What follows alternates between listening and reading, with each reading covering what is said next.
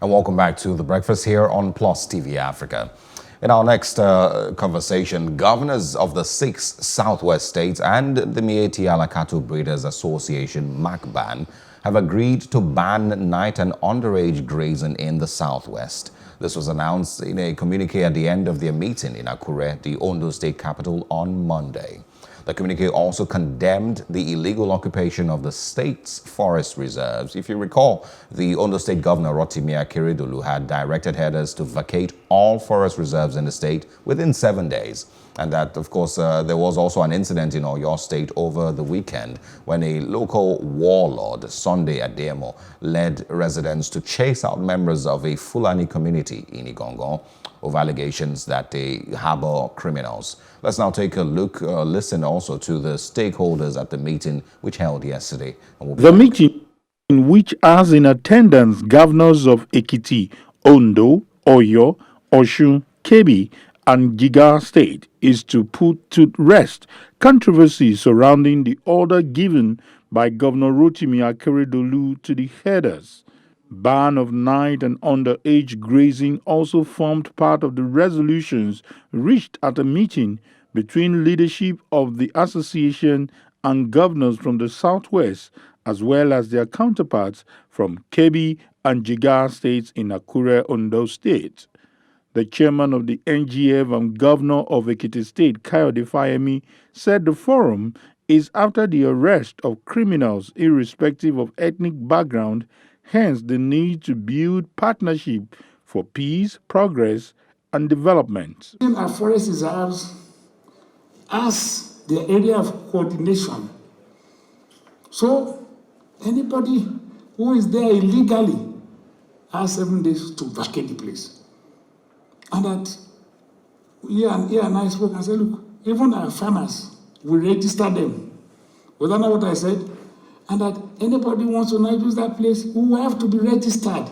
Governor Rotimi Akeredolu said he was misinterpreted in the media and explained that government and leadership of the Miyetti Cattle Breeders Association, Macban, and the state agreed to ensure safety in the forest reserves, while there is need to flush out illegal herders using the reserves as hideouts to coordinate their crime. A criminal is a criminal, regardless of where it comes from. I think that's what is important. I think what we are looking at is criminals that are masquerading as S-men. Our own problem, and we have to solve it our own way.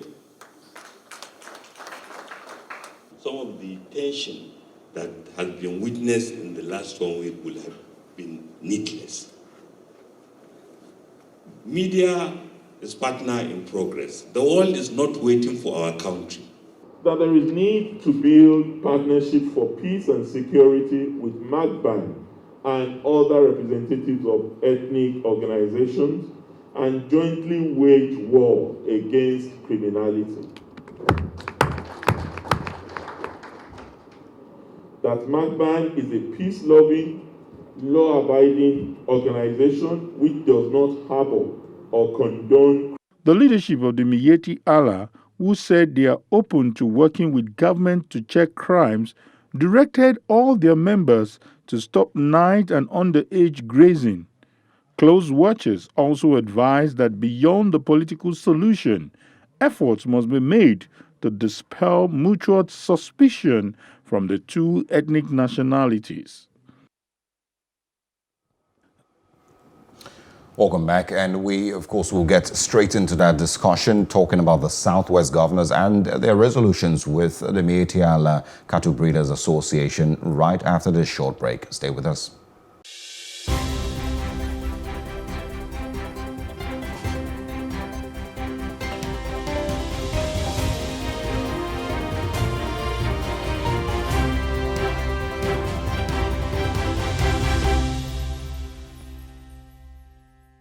We're glad to know that we now have our guest, Mark Adebayo, a public affairs analyst, to help us discuss this issue in the southwest states, Oyo and Ondo specifically. Good morning and thanks for joining us.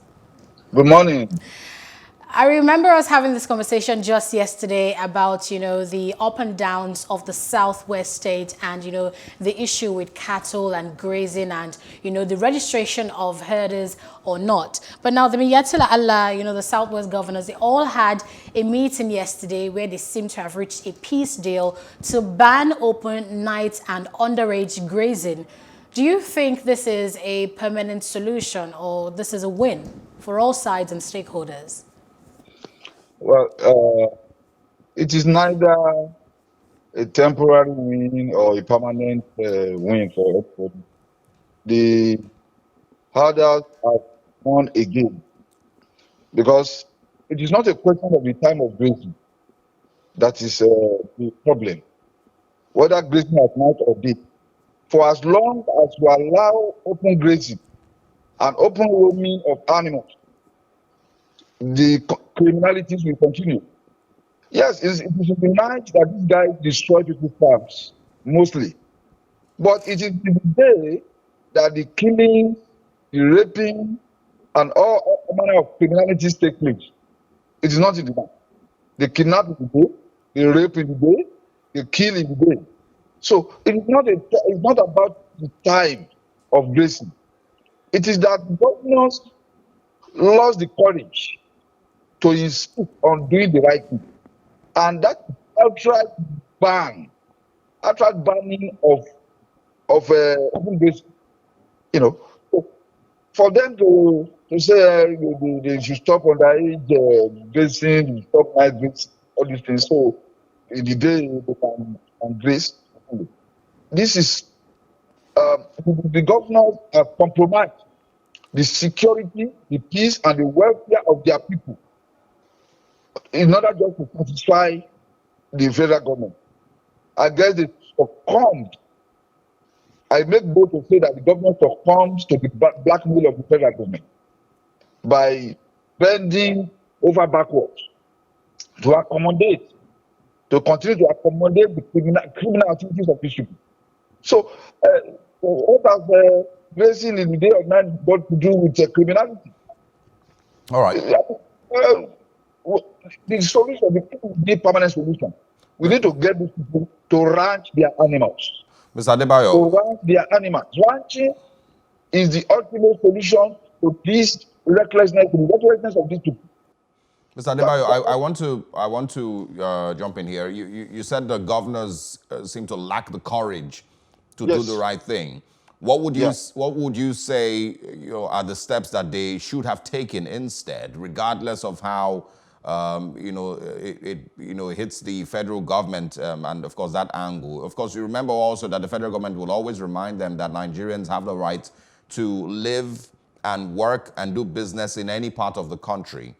And so do you think that the governors, understand those perspectives and that's why they can't take the steps that you may be recommending?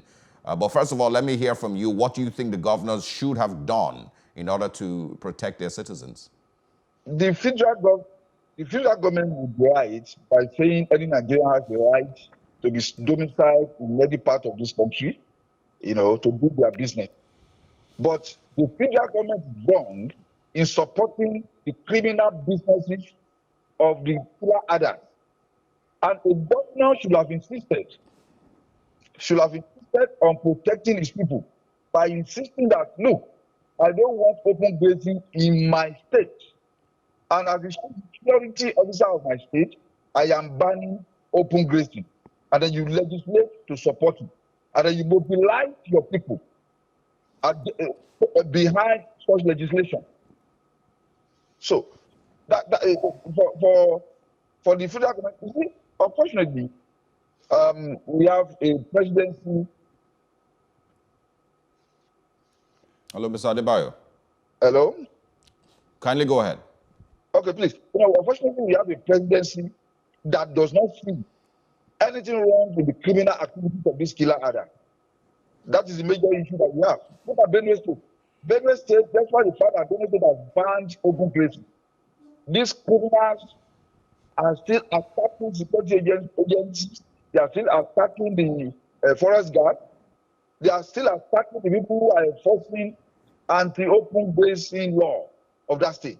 So the Southwest states should have insisted that they are banning open grazing in the Southwest. Total ban. To ban them from open grazing. Because you see, this open grazing of cattle is not only a problem to farmers, it is a problem to the rest of us. Travelers, road users, anywhere in Southwest. Because if they push their cattle on the road, you slam on your brake, you rush at you, kidnap you into the bushes, rape people, kill people, kidnap people and collect ransom, and they even collect ransom and kill their victim. You know? All right. Mr. Adebayo, you just mentioned the Benue case, and really, if you recall, there were lots of herders attack in Benue State, especially about 3 years ago, since the governor banned open grazing, but the attacks still persist. Do you think your scenario would be different? Well, in Benue State, the attack and the killings, reduced by a minimum of 70%. Because you can no longer graze openly without being challenged. You cannot graze openly unchallenged in Benue State as of today. So in a way, that has curbed their criminal activities significantly. So now, the government has encouraged not only the people who are to enforce the law, but communities, the citizens, to rise up and enforce that law. And that's what happens. So once the people, the community see cattle moving in their direction, what they do is they mobilize the community and drive them away. So because they have the support of their government, That is what the states, in the state governments in Southwest should have done. That should be, look, we should ban open grazing outrightly in this country. Yeah. The president and commander-in-chief of Nigeria, who is backing these people, is also a cattle herder. But his own cattle are not moving around. His cattle are around in his town, in Katsina. So why does he support open grazing? Why does he harass the governors to succumb to the blackmail of these Miyetti people?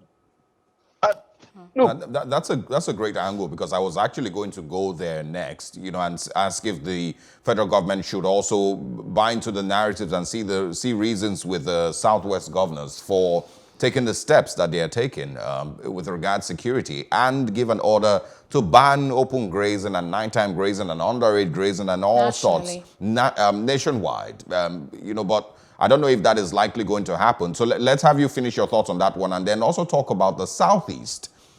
In response to the meeting yesterday, there's a lot of criticism online for the Southeast governors, and saying that they, also should be taking similar steps to protect the Southeast. Do you see that as likely to happen? Not under the Buhari government. Not under the Buhari government. That the federal government will support banning open grazing. Not under the Buhari government. That is the misfortune that has befallen this country.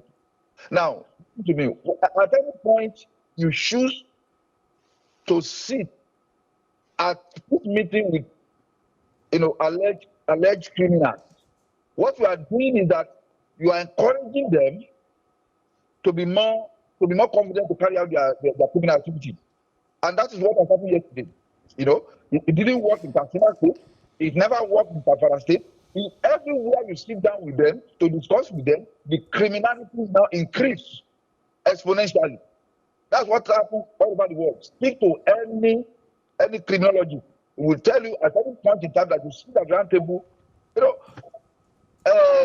the killer others have been said to be the fourth deadliest terrorist group in the world.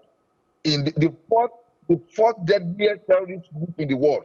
You see governors of states sitting down at the table, discussing, negotiating. It doesn't work. What you need to do, you are elected to enforce the law. You are not elected to negotiate with anybody who is a security threat to your state and to your people and to your government. You don't negotiate with them. You pass a law and enforce the law in your state. We know that the federal government, the so-called federal government of Nigeria is a lie. What we oppose is a unitary system of government. But if I were a governor of a state, I will pretend as if we have a true federation, and I will enforce the law as allowed for in a true federation. And I will insist that as the governor of my state, the federal government cannot dictate to me the security architecture of my state. You know, that is it. Mr. Adebayo, Mr. At all. Adebayo, I wanted us to address this issue in detail because there's been calls for restructuring and how, you know, we need to start practicing a true federalism and not, you know, what people will say is a unitary system of government. Do you think restructuring can help here? Since it seems that a state government might take a stance on a matter on security and the federal government would come around and issue, you know, a counter order. So do you think a system of regional federalism where a state has total autonomy on its own security can work, where the state will say grazing is banned here and the federal government will have no input on that? I don't know. Do you think restructuring and federalism might help, you know, states, you know, address peculiar issues in their own states? Excellent. Well, quite excellent. It will go a long way in addressing most of the issues of socio-political injustices and the criminality and the issue of insecurity. It will go a long way. But are you aware? If you are a key follower of the trends of those who are even clamoring for restructuring, people are now moving away even from restructuring now because the federal government did not respond on time. You know, a lot of people are even saying restructuring is not going to go far enough. People are not talking about self-determination. People are moving away from restructuring. They are even talking about self-determination because they don't see how you can put a monkey and a dog in the same cage and one will not consume the other. People are now beginning to say, look, I don't think this even restructuring will work again. Even true federalism might not work again. Because probably people will find a way to manipulate it. Like, the question you ask yourself, which you ask ourselves more, is why, since the life of the Buhari administration in 2015, that it has committed time and resources to defending the others, all over and above other Nigerians. You remember that meeting in 2019 in Kebbi, where the government, the federal government, in the presence of all the service chiefs and the Inspector General of Police, led by General Dambasa, who retired, who was internal affairs minister, was negotiating with Miyetti, promising to give them 100 billion. You know, that those guys said, no, 100 billion is not enough, but they need 160 billion. Then, when Nigerians rose up in outcry and said, why are you paying these people? And well, they suspended it. But we are told that they later paid them the money, that they were paid the money secretly without the knowledge of Nigerians. Well, you know, Mr. Adebayo, we also don't have confirmation or 100% confirmation on that. You know, we'd like to leave that as still a speculation. I want you, since you already brought up the Miyetti angle, I want, you know, to your thoughts really on the Miyetti as an association, always stepping in when it's time to negotiate after lives have been lost, hundreds, dozens, maybe even thousands of lives have been taken. They always will step in, you know, when it's time to negotiate for peace. So I want your thoughts on what they should do. They are a cattle breeders association. It is their association and members of their association, I believe, that has been accused of harboring criminals and killers and murderers across the country. What do you think that they should be doing instead as an association, instead of always just negotiating when time arises? Well, for you to understand the true identity of Miyetti, you have to remember what happened in Katsina State when 600 students were kidnapped from their school. Who did the government run to? State and federal government. They ran to Miyetti to help them to negotiate with the terrorists who kidnapped 600 students from their secondary school. So that should give you understanding of what Miyetti stands for and the true identity of Miyetti.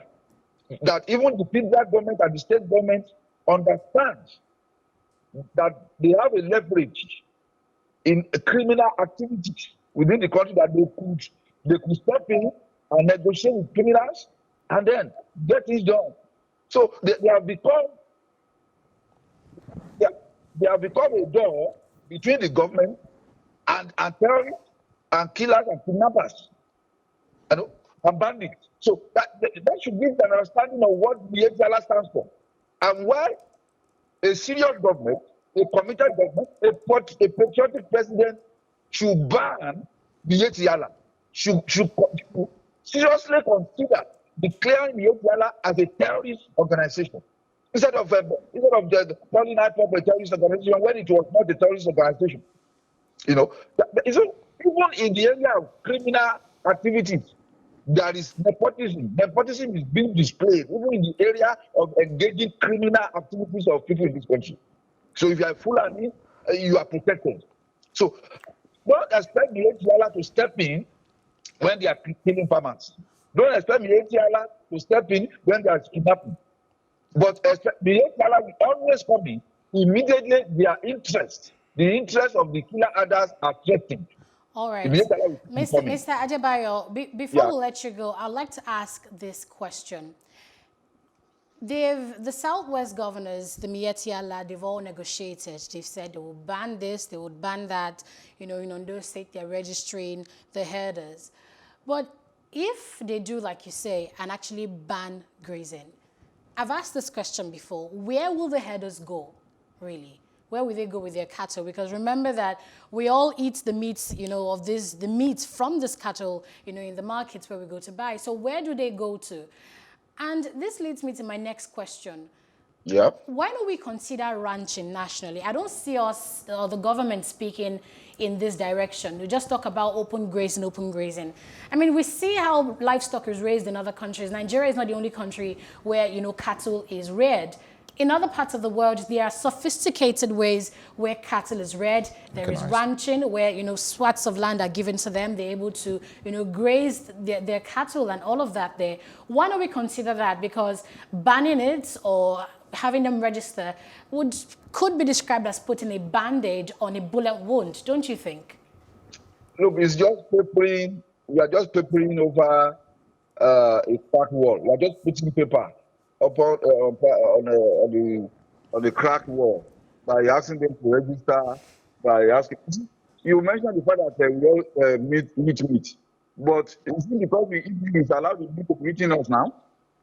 You cannot allow meat to be eating us the way these people are going. Where they go, look, the Kano state government offer them thousands of acres of land. Say they should come over, that the house is not land. Niger State has done the same thing. Kano State did it, Niger State did it. Come, we have enough land. You know? So, there are states that are willing to accommodate them only if they are ready to ranch their cattle. They said they have more than enough land for ranching cattle, but they have refused to take that opportunity because their business is not even the cattle rearing. It is not the cattle breeding. Where they get the bulk of their money from is the criminal activities of kidnapping, killing, and raping people. That is where they get the bulk of their money from. It's not the cattle. So it's not the cattle. So if they have to go, they know where to go. You cannot go to the north and from the south and below this road. You know, the southeast government that you mentioned the other time, the unfortunately, you see, what we have seen among our politicians, whether it is southeast or southwest or north central, is that they are more interested in the security of their position, of their office, than the security of their people. They are more interested in the security of the office they occupy than the fundamental security of their people. And so for that, they are ready to bow to the devil of the federal government, and compromise the security and welfare of their own people. We need a fire shade. You see, what we need is we need 6 governors, 6 fire shades as governors in Southwest. When you have 6 fire shades as governors in the Southwest states, this open grazing will end overnight. All right. It will end overnight. Mark Adebayo. We need 6 fire shades as governor, and we need 1,000 Sunday Igboho in Yoruba land. Wow. To let us for this criminality being supported by the federal government of Most Nigeria. The number importantly, one culpable element in this issue is the federal government of Nigeria under the presidency of General Muhammadu Buhari. Mark Adebayo, thank you very much. Thanks. Most importantly, I believe we need peace and we need justice for the victims of the brutality we've witnessed in the last few years. But thanks anyway for your thoughts, and we always look forward to speaking with you. All right, I believe he's stepped out already. Yes. Like I said, most importantly, yes, there might be a million Fayoshes, there might be a million Sunday Igbohos and the likes, but if we don't have systems that can actually protect Nigerian lives and property, then we'll eventually still find ourselves back in chaos again. So we need peace, we need justice, and we need better systems, and a government that actually has a political will and values the life of every Nigerian. Now that there's been negotiations, when are we having a conversation about justice for those people who have died in the Southwest? When are those families going to get justice? When are they going to get closure? Compensation never really will answer their questions. You can't now that it never will, but it goes a long way than nothing. Yeah, so. And it is wild that there was even a conversation, if there truly was a conversation about settling anybody for 100 billion naira. If that truly was, it is completely wild when there's thousands of families who have mourned and didn't get a dime from the government after they lost family members. It's crazy. Anyway, we're done with that conversation now. We're going to move into talking about healthcare now, and that's, of course, with the government easing or extending the ease lockdown for another month. And also, 13 youth coppers tested positive for COVID-19 in Cross River State. And in Kano, I believe, about 53 doctors have also tested positive for COVID-19. So we will get into that conversation next and share with you what the latest updates are and how we are faring with handling the pandemic. Stay with us.